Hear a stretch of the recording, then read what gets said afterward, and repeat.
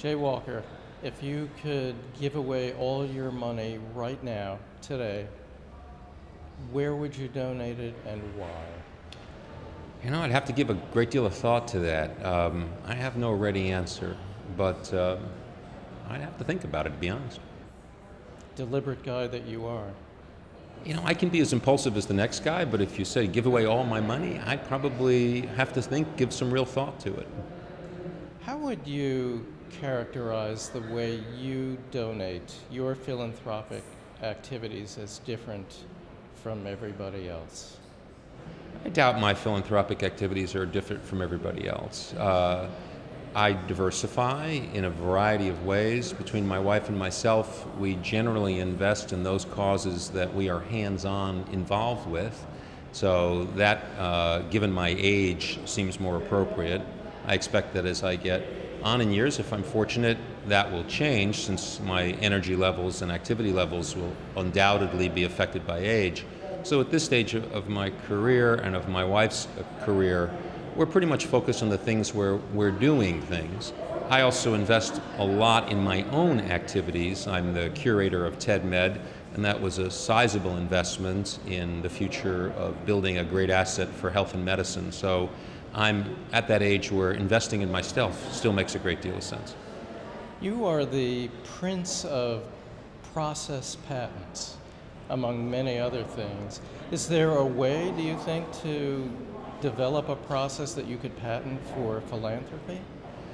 No, I don't think you'd want to own a process in philanthropy. You know, if you and I were to figure out a way to separate some chemical agent from its surrounding environment, we might say that's a commercial activity and let's do that. If we were to figure out a way to sell more hamburgers or do something that was clearly commercial, we would certainly want to derive the financial benefits of that. If you and I could figure out a way to develop business processes that made nonprofit organizations more successful, I doubt we would sit around and think about owning that process. We'd be more likely to be excited about just getting people to use it than we were to worry about extracting a commercial rent from it. And I think that's true for most activities. You know, like all of us, we do many things for which we expect no commercial return because the return is much more social or important to us. People who serve in the government often do not expect much in the way of commercial return at a certain stage in life. I'm not talking about regular employees. So, you know, as a business system inventor, I look at the nonprofit space as a space that is in desperate need of system reinvention, and we heard it today in several of the panel discussions, so sort of a need to reintegrate better systems and better processes, far more efficient, far more feedback driven, far more rapid in their ability to respond to environments. Those are the kinds of things that are the province of system inventors, and especially business system inventors. Unfortunately, in America, we have not stressed the need to invent business systems. We're very excited about inventing new machines or maybe even inventing a new molecule, and those things are clearly important to do. But at the end of the day, business systems often can move the entire world at extremely rapid speed. I mean, McDonald's is a business system and it feeds a significant portion of the world. Everywhere you look, you see new and innovative technologies, but you rarely see new and innovative business systems, and the world is clearly poorer for it.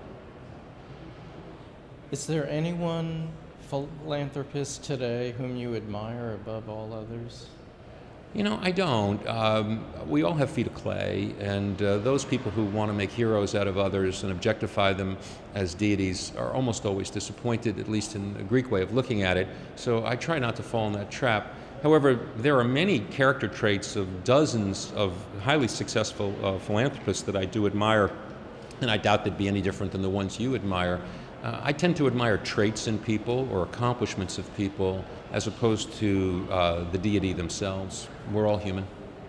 In giving over the years, are there particular things that you have learned, maybe mistakes that you've made that you would counsel others to avoid? Gee. I think all I've done is make mistakes, so I don't know that you pointed too many successes. So, counsel. Yeah, I think my primary counsel would be to recognize the power of evolution. Most people think of evolution as this abstract concept that occurs in biology, and nothing could be further from the truth. All systems evolve. When we look at the social systems or the commercial systems or even the family systems we have in our world today, they're highly evolved systems. And philanthropists tend to look for magic bullets or look for solutions as if you could walk into a forest and somehow fix something in a forest. Of course, for those of us that know a little bit about evolutionary biology, we recognize these complex systems have adapted over extraordinary periods of time with extraordinary subtlety. And the people who are best typically recognize at their very core that they don't have any answers at all, and that at a good day they might even have only one or two good questions.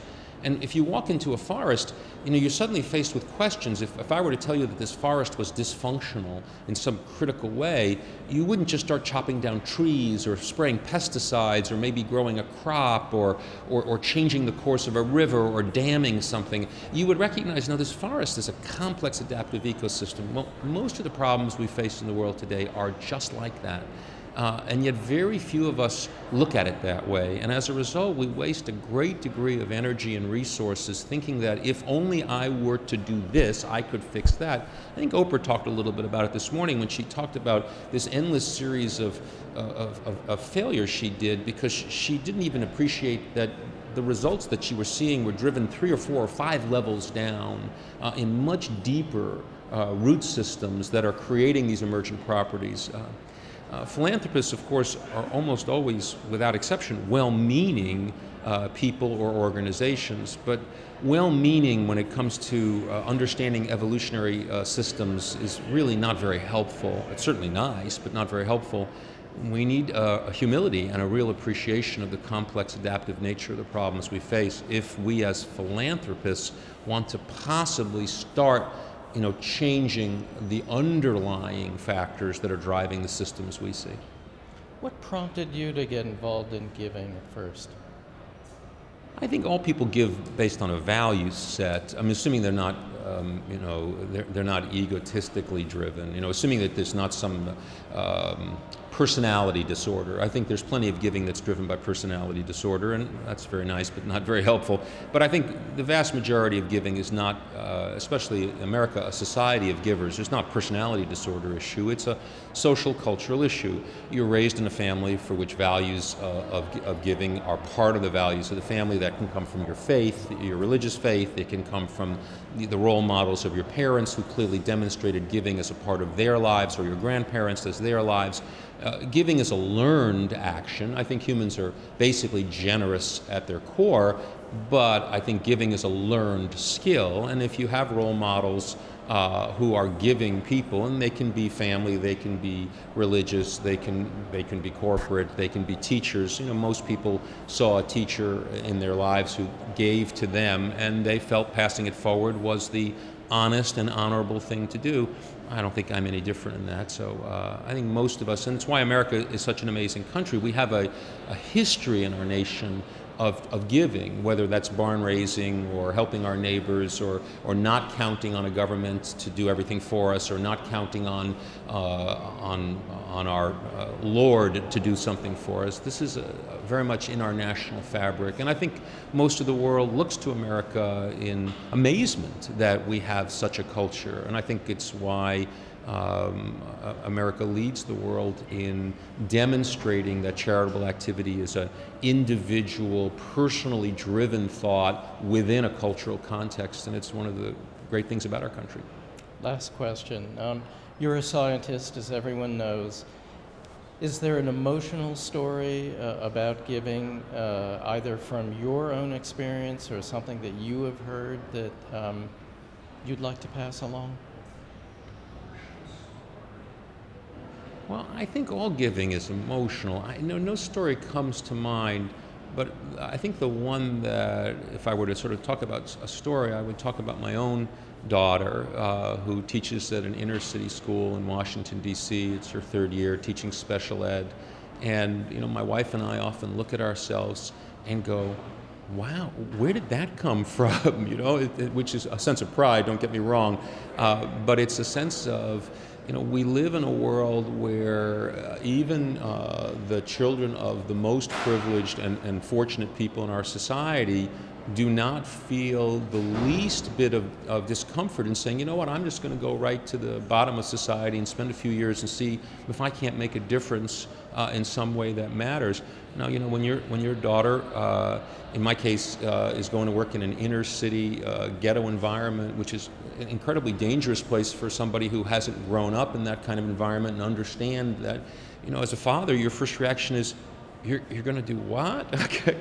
But of course, it's immediately replaced in our case with a great sense of pride and a justifiable sense of joy that says, you know, good for her. We're 100% behind her. So that's my story.